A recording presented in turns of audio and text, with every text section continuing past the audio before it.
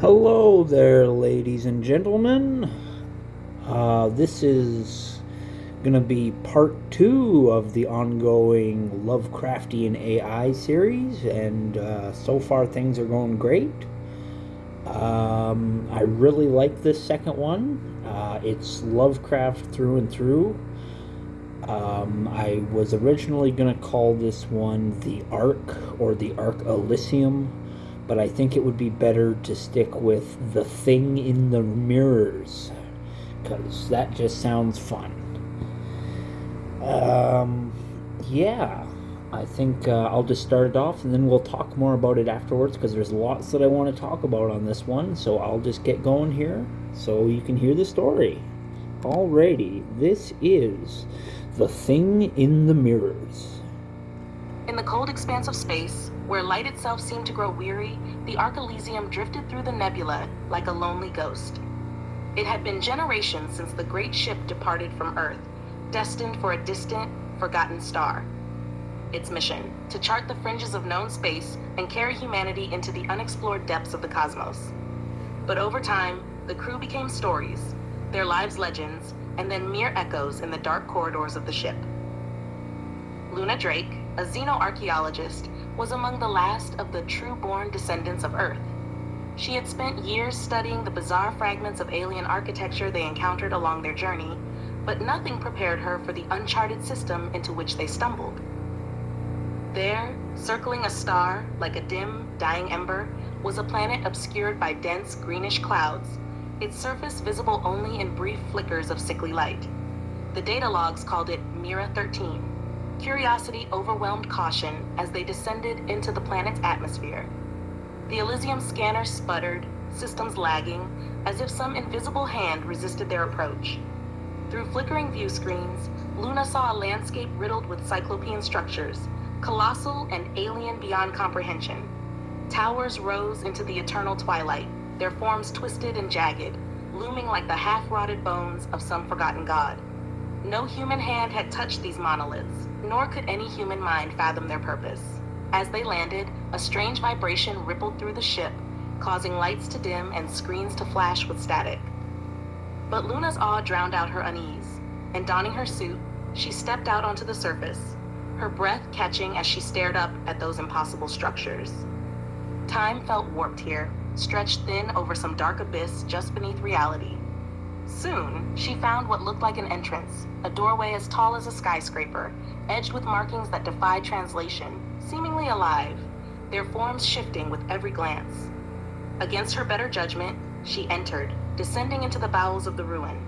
The air was thick, electric, tinged with an acrid metallic scent that stung her lungs even through her mask. Deeper within, Luna encountered what she could only describe as a chamber of mirrors. Though these mirrors did not reflect light, they seemed instead to absorb it, warping reality into grotesque shapes. They were smooth, polished surfaces, yet she could see glimpses of movement within, shadows or forms that writhed just beyond the veil, tantalizingly out of reach. She raised her hand to touch one, only to jerk back as a sensation like cold fire coursed through her mind. Her vision swam, and the chamber seemed to pulse around her. Shapes began to coalesce within those alien mirrors, solidifying into strange, indescribable forms. She saw, no, felt, an ancient intelligence pressing upon her mind, its thoughts thick and viscous, oozing into her consciousness with an almost painful pressure. Words she could not understand filled her thoughts, fractured images of distant galaxies swirling in her mind. It was as though some ancient, forgotten god gazed upon her from the other side of the mirrors, regarding her as one might a curious insect. In her terror, she stumbled backward, but the chamber's walls closed in, seeming to shift and pulse, as if they were a living thing that wished to keep her there. The mirrors rippled, their shadows taking on grotesque, almost humanoid forms that reached out with long, slender fingers. And as she staggered, she heard a faint, insidious voice seep into her mind, an alien whisper that reverberated with the weight of eons. You were never meant to see this place, mortal. Her heart hammered, her mind teetering on the edge of reason. She had to escape, but the shadows were closing in, their forms shifting, reshaping, as if amused by her terror. She broke into a run, the very walls seeming to throb with a rhythmic beat, like the pulse of something titanic and foul slumbering beneath the surface. At last, she burst from the ruin, gasping, and found herself once more beneath the dark, alien sky. The ground beneath her quaked as though the entire planet had come alive, stirring in response to her trespass. Stumbling back toward the Elysium, she stole a final glance at the monolithic structure, and her blood ran cold. There, etched into the stone, was her own likeness, carved with unnatural precision, her face frozen in an expression of sheer horror. Back on the Elysium, she tried to tell the crew, but they found her words incomprehensible, jumbled phrases in a language she no longer recognized. Worse yet, she began to see strange symbols and figures burned into her vision, shapes that twisted and coiled in the dark, haunting her mind's eye even in sleep. As the Elysium left Mirror 13, Luna drifted further from the person she had once been. Night after night, the dark mirrors called to her, the ancient voice whispering her name. And though she did not know it, her fate had been sealed from the moment she touched those alien reflections. For she was now the bridge, a living conduit between humanity and an intelligence that was older, darker, and far beyond human understanding. And as her mind unraveled, she realized with a cold, dawning horror that the thing in the mirrors was not a god, but something that gods themselves feared. Wow. I really liked that. There was so much about that I liked.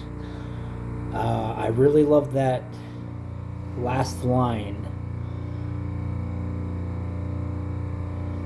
The thing in the mirror was not a god, but something that but something that gods themselves feared. I love that.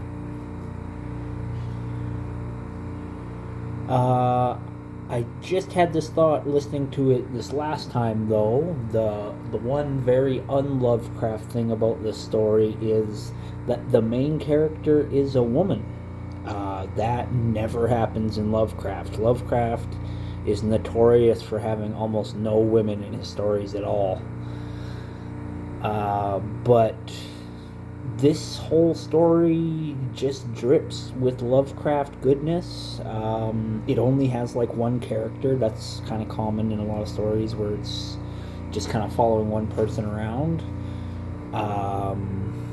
This is just a really good like sci-fi story. It reminds me a little bit of The Walls of Eryx, which was, I think, Lovecraft's Mars story. I think he wrote that with somebody else. I can't remember who the other author was on that. I believe the Walls of Eryx is also the origin of 420. But, well, we can talk about that a little bit. There's a plant that trips the main character out in that story, and when he finally stops tripping out, he checks what time it is, and it's 20 after 4, I believe, is the context for 420. Before the Grateful Dead or anybody else used that reference, it was in the Lovecraft story. But that's just veering off a little bit. I always like to bring that up because Lovecraft is the origin of 420, and not everybody realizes that, and it's kind of like an obscure reference, and some people argue it's not true, but I say it's true. It makes too much sense. Anyways, there's this is the first Lovecraft thing. We got Cyclopean. Love that word. And we also had our first appearance of a character going mad from something that they seen or from their experience that they went through. That's just, how more Lovecraft can you get than the main character going crazy at the end. What else? The ship's name is cool, the Elysium. That's nice sci-fi sounding. I believe it's ancient Greek or something like that. Isn't Elysium the afterlife or something? I'm trying to think what Elysium is. I believe Elysium is the afterlife or something along those lines, kind of heaven. Because there's... No, wait. How does that work? I don't know. I'm not going to pretend to know more about something that I actually know. I just know that's a reference to something else. So it's nice to have that in there. What else? We already have some similarities between our two stories here. Ancient beings reaching into people's minds when they explore ruins, which is fine by me because that's another Lovecraft thing, is you will see similarities between stories to the point where you're not sure if they're connected or not. The main character, Luna Drake, a xenoarchaeologist, was among the last of the Trueborn descendants of Earth. Exactly what Trueborn means is never explained, that's Lovecraft. Let's introduce a thing and not fucking explain it very well at all. So it's like, yeah, everything about, and also a little thing in the beginning about, let's see, about how the crew of the ship, over time, the crew became stories, their lives, legends, and then mere echoes in the dark corridors of the ship. That's kind of a Lovecraft, like, let's kind of veer off a little bit, but not really. I'm not going to just say everything is a Lovecraft thing, but this just felt good. This felt like reading another Lovecraft story, and I'm just going to keep on getting GPT to make some more of these, because this is great.